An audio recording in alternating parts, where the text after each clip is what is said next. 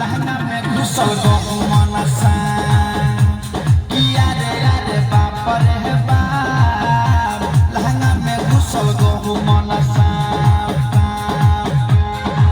लहंगा डर देह करे थर थर एकरा देखिए के भइल बाटे माथा खराब किया रे यारे बाप रे बाप लहंगा में घुसल गहू मनसा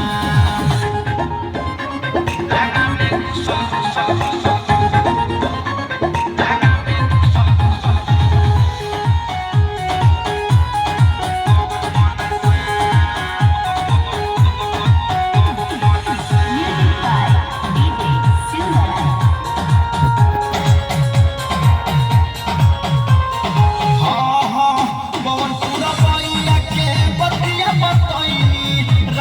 संगीत के जल्दी बोलैनी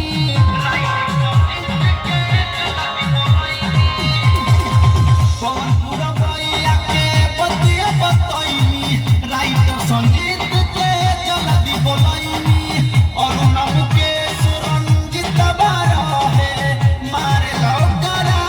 भाला मंगैनी किया रे यारे किया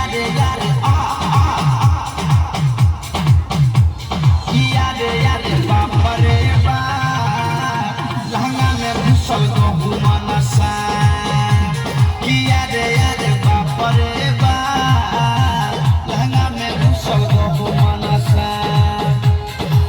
लागता डर देह करे कर तोर एकरा देखिए के भइल बाटे माथा खराब किया रे यारे बाप रे बाप लहंगा में घुसल गहू मनसा